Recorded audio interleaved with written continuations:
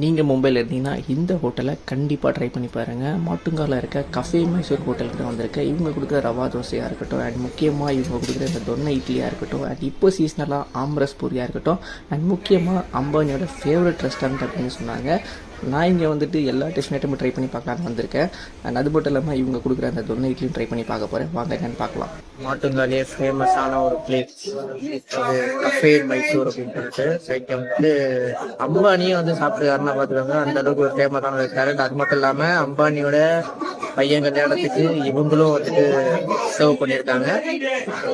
எப்படி இருக்குன்னு பார்க்கலாம். ஃபேமஸே வந்துட்டு ஜாக் ஃப்ரூட் லீஃப்ல வந்துட்டு இட்லி வச்சு கொடுப்பாங்கன்னா மைசூர் இட்லி. ஸோ இதுதான் நான் சொன்ன அந்த ஜாக் ஃப்ரூட் லீஃப் இட்லி.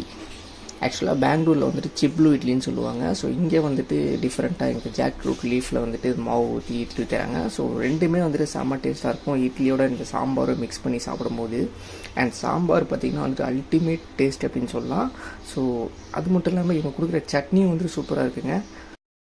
அடுத்ததாக ட்ரை பண்ண போகிறது ஆம்ரஸ் பூரி. ஆம்ரஸ் பூரி இதுவும் இங்கே ஃபேமஸ். அதாவது ஆம்ரஸ்னால் வந்துட்டு மாம்பழம் தான். மாம்பழத்தை நல்லா ஜூஸ் மாதிரி ஆகி